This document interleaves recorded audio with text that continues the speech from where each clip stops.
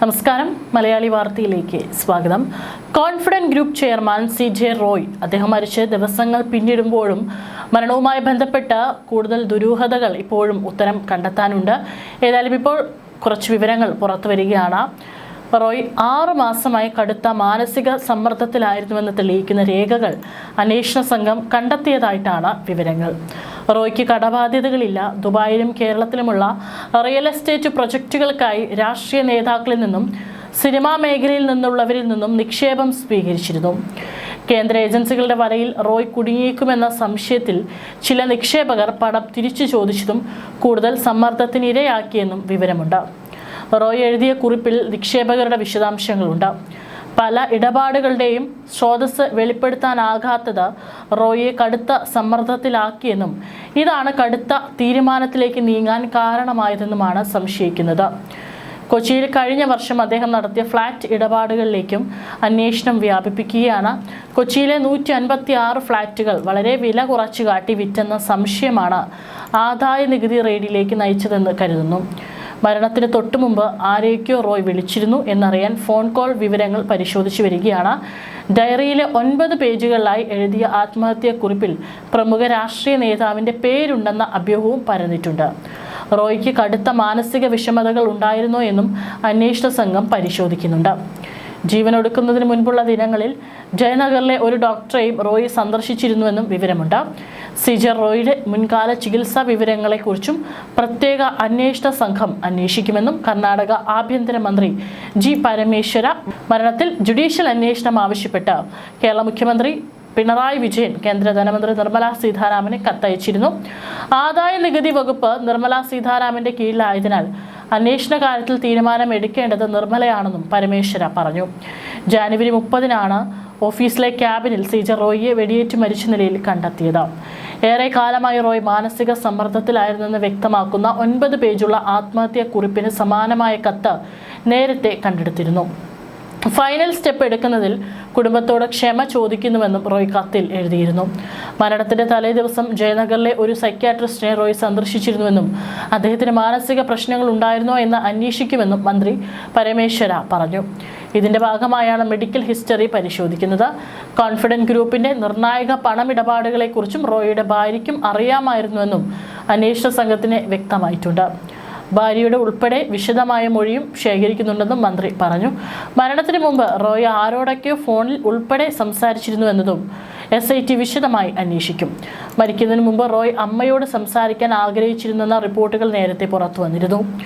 റോയുടെ മരണശേഷം central ബംഗളൂരിലെ Ashok Nagar police സ്റ്റേഷനിൽ confident group file ചെയ്ത പരാതിയിൽ പറയുന്നത് ഇങ്ങനെ: ബാംഗ്ലൂരിലെ ലാങ്ഫോർഡ് റോഡിലുള്ള കോൺഫിഡന്റ് ഗ്രൂപ്പ് ഓഫീസിൽ റോയും മാനേജിംഗ് ഡയറക്ടർ TA ജോസഫും കൂടി എത്തുന്നു. റോയ് തന്റെ ക്യാബിനിൽ കടക്കുന്നതിനിടെ അമ്മയോട് സംസാരിക്കാനുണ്ടെന്ന് ജോസഫിനോട് പറഞ്ഞു. ജോസഫ് ഉടൻ പുറത്തിറങ്ങി. പിന്നീട് ജോസഫ് തിരിച്ചു വന്നപ്പോൾ അദ്ദേഹത്തെ സെക്യൂരിറ്റി ഉദ്യോഗസ്ഥർ തടഞ്ഞു. ആരെയും അകത്തേക്ക് കടത്തിവിടണ്ടെന്ന് റോയ് നിർദ്ദേശിച്ചിരുന്നുവെന്നാണ് അവർ പറഞ്ഞത്. കുറച്ചുനേരം കാത്തിരുന്ന ശേഷം ജോസഫ് ക്യാബിനിലെത്തിയെങ്കിലും വാതിൽ അകത്തു നിന്ന് പൂട്ടിയ നിലയിലായിരുന്നു. വിളിച്ചിട്ട് പ്രതികരണവും ഉണ്ടായില്ല. തുടർന്ന് ബലം പ്രയോഗിച്ച് വാതിൽ തുറന്ന് അകത്ത് കയറിയപ്പോൾ കണ്ടത് ഷർട്ടിലാകെ രക്തവുമായി കസേരയിലിരിക്കുന്ന റോയിയെ. ഉടൻ ആംബുലൻസ് വിളിച്ച് ആശുപത്രിയിൽ എത്തിച്ചെങ്കിലും മരണം സംഭവിച്ചിരുന്നു. Confident group chairman CJ Roy ജീവനൊടുക്കിയതുമായി ബന്ധപ്പെട്ട് കൂടുതൽ കണ്ടെത്തലുമായി അന്വേഷണ സംഘത്തിന്റെ അന്വേഷണം പുരോഗമിക്കുന്നുണ്ട്. ആദായ നികുതി ഉദ്യോഗസ്ഥരുടെ റെയ്ഡിൽ പെട്ടെന്നുണ്ടായ തീരുമാനപ്രകാരമല്ല മരണമെന്നാണ് പ്രാഥമിക കണ്ടെത്തൽ. കഴിഞ്ഞ 6 മാസമായി റോയ് സമ്മർദ്ദത്തിലായിരുന്നു. ദുബായിൽ കൂടുതൽ വലിയ പ്രൊജക്റ്റുകൾ ആരംഭിക്കാനുള്ള നീക്കവും ഇതിനായി നിക്ഷേപം സ്വീകരിച്ചതുമാണ് റോയിയെ സമ്മർദ്ദത്തിലേക്ക് നയിച്ചതെന്നാണ് വിവരം. ഇതുമായി ബന്ധപ്പെട്ട് കൂടുതൽ രേഖകൾ കേസ് അന്വേഷിക്കുന്ന സംഘത്തിന് ലഭിച്ചതായി വിവിധ മാധ്യമങ്ങൾ റിപ്പോർട്ട് ചെയ്യുന്നു. റോയ് മുമ്പ് പല അഭിമുഖങ്ങളിലും അവകാശപ്പെട്ടതുപോലെ കടബാധ്യത കമ്പനിക്കില്ലായിരുന്നു. അടുത്തിടെ UAE നടത്തിയ നിക്ഷേപങ്ങളാണ് റോയിയെ വിഷമത്തിലാക്കിയതെന്നാണ് റിപ്പോർട്ട്. നിക്ഷേപങ്ങളുടെ കാര്യത്തിൽ മുൻപ് UAE വലിയ നിബന്ധനകളുള്ള രാജ്യമായിരുന്നില്ല. ഇപ്പോൾ അങ്ങനെയല്ല. രാജ്യത്ത് നിക്ഷേപം നടത്തുന്നവരുടെ മുൻകാല ചരിത്രവും നിക്ഷേപം വന്ന രീതിയും അവർ അന്വേഷിക്കും. ഇക്കാര്യത്തിൽ ഇന്ത്യ UAE കരാർ നിലവിലുണ്ട്. ദുബായിലടക്കം നിക്ഷേപം നടത്തുന്നവരെ പറ്റി കേന്ദ്ര സർക്കാരിൽ നിന്ന് UAE വിവരങ്ങൾ തേടിയിരുന്നു. കേരളത്തിലെയും കർണാടകയിലെയും രാഷ്ട്രീയ സിനിമാ മേഖലയിലുള്ളവരിൽ നിന്ന് റോയ് നിക്ഷേപം സ്വീകരിച്ചതായും അന്വേഷണ സംഘത്തിന് വിവരം ലഭിച്ചിട്ടുണ്ട്. കേന്ദ്ര ഏജൻസികൾ കോൺഫിഡന്റ് ഗ്രൂപ്പിന്റെ നിക്ഷേപങ്ങളെപ്പറ്റി അന്വേഷണം നടത്തുന്ന വാർത്തയറിഞ്ഞ ഇത്തരം നിക്ഷേപകരിൽ ചിലർ പണം തിരികെ ചോദിച്ചതും റോയിയുടെ സമ്മർദ്ദം വർദ്ധിപ്പിച്ചെന്നാണ് നിഗമനം. കോൺഫിഡന്റ് ഗ്രൂപ്പ് പദ്ധതികളിൽ നിക്ഷേപം നടത്തിയ രാഷ്ട്രീയ സിനിമാ രംഗത്തെ പ്രമുഖരിൽ നിന്ന് വരും ദിവസങ്ങളിലും അന്വേഷണ സംഘം കൂടുതൽ വിവരങ്ങൾ ശേഖരിച്ചേക്കും. കേന്ദ്ര ഏജൻസികളുടെ അന്വേഷണത്തിൽ പല നിക്ഷേപങ്ങളുടെയും സ്രോതസ് വെളിപ്പെടുത്താൻ റോയ്ക്ക് സാധിച്ചിരുന്നില്ലെന്നും പ്രമുഖ മലയാള മാധ്യമങ്ങളൊക്കെ തന്നെ റിപ്പോർട്ട് ചെയ്തിട്ടുണ്ട്. നിക്ഷേപകരെ സംബന്ധിച്ച് റോയ് എഴുതിയ കുറിപ്പുകളും അന്വേഷണ സംഘത്തിന് ലഭിച്ചിട്ടുണ്ട്. ഡിസംബറിൽ നടന്ന ആദായ നികുതി റെയ്ഡ് നടപടികൾക്കെതിരെ നൽകിയ ഹർജി CJ റോയ് 2 ദിവസത്തിന് ശേഷം പിൻവലിച്ചു.